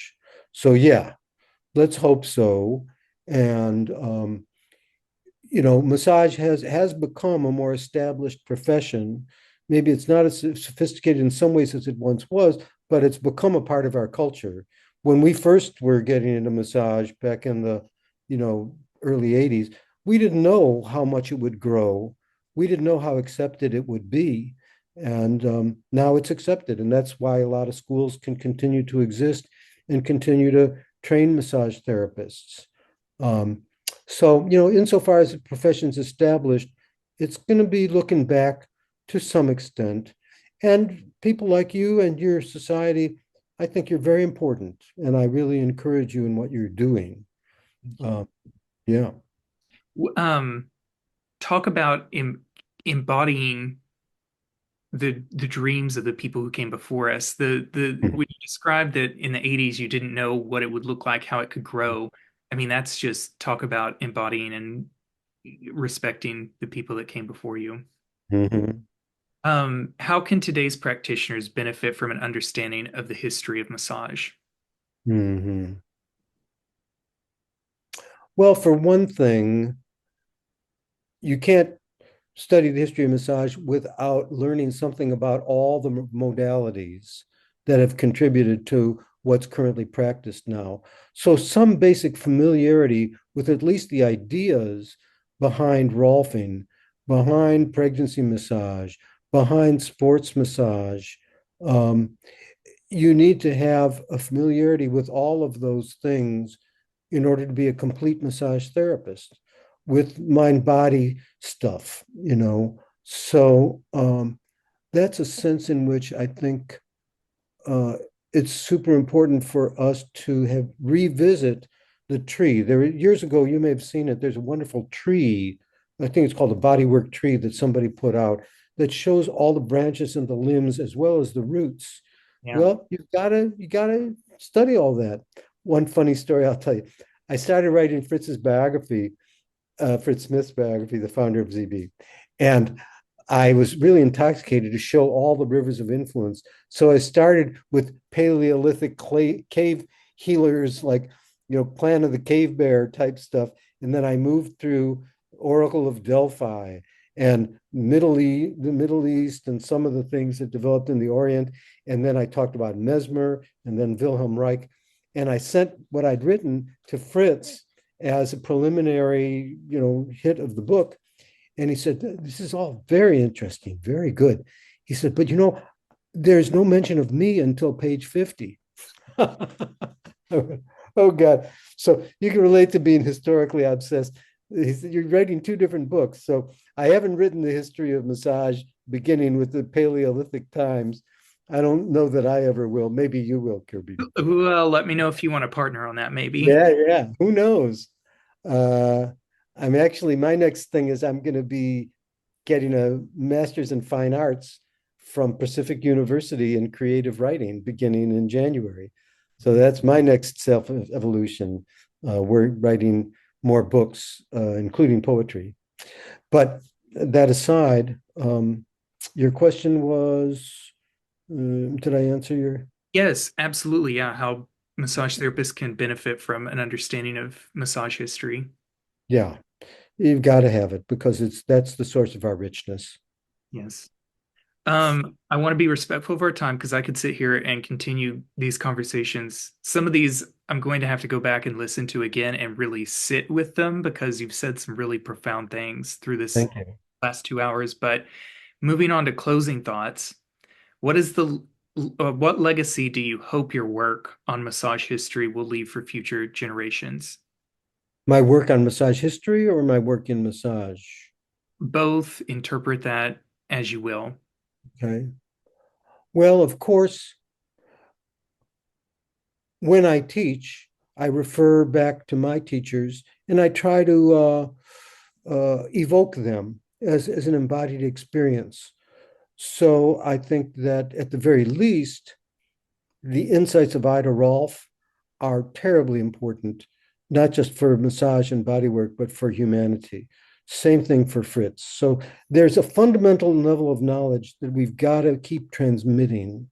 And it can happen more easily by honoring the ideas that precede us, not just marketing new and improved Lauterstein method.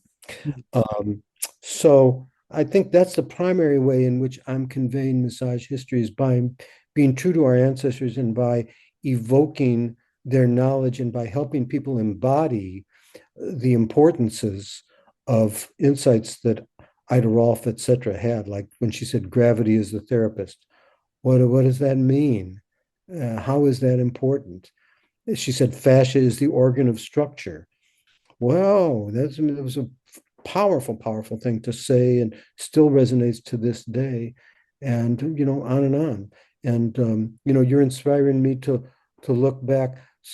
Andrew Taylor Still, the founder of osteopathy, had some great things to say. So did Sutherland, the founder of cranial osteopathy. So eventually, if you go further back, you start to get into the history of more than massage, because there was a unified field of knowledge that we were all drawing upon that time. That might be the way to talk about unified field of knowledge. It's a nice term, I think. Yes, that's pretty nice. Mhm. Let me ask you, you were challenged by our first guest on this podcast to participate in this podcast.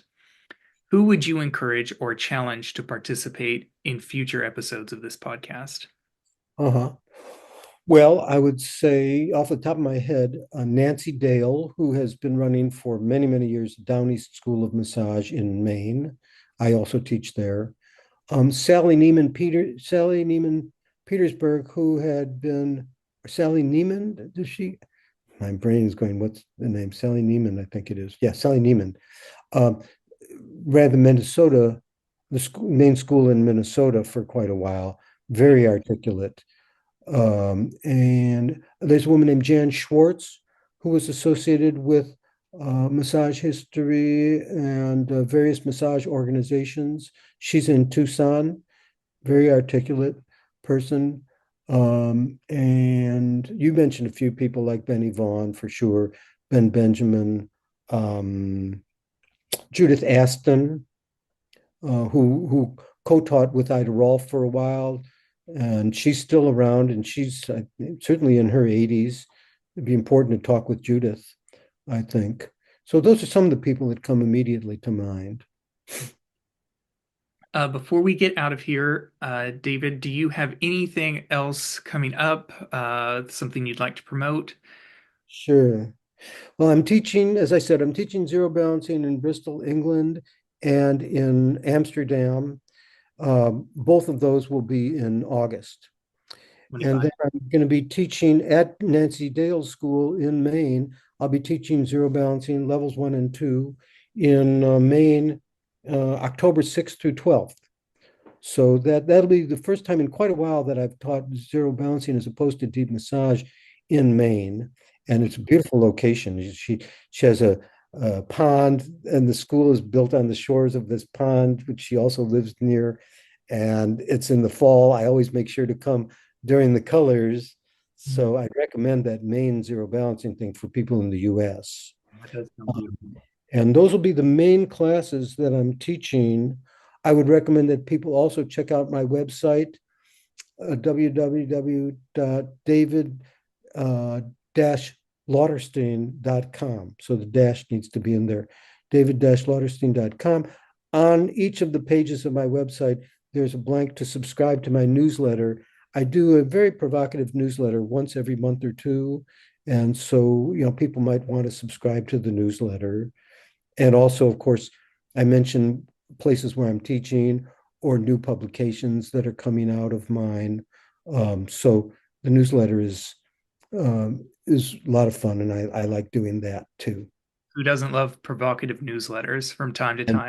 and I share a lot of other things that people have done, like videos of Gil Headley that I think are great. Or so it's not just my stuff. Beautiful.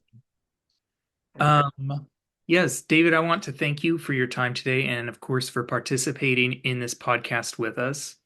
You've been listening to the Hands of History podcast, a production of the Society of Massage Archives. You can learn more about the Society at societyofmassagearchives.org. We are also on Facebook and Instagram. Do you know someone whose hands of history have helped shape the practice of massage? If you or someone you know would make a great guest for future episodes of this podcast, please email the Society at societyofmassagearchives, all one word, at gmail.com. Thank you again, David. This has been a pleasure and a delight. Yeah, me too. Thanks a lot, Kirby. I love talking, and I hope that people get something out of this podcast. Thank you. Can't imagine how they couldn't. Thank you. Good luck with all your work too. Thank you. Thanks.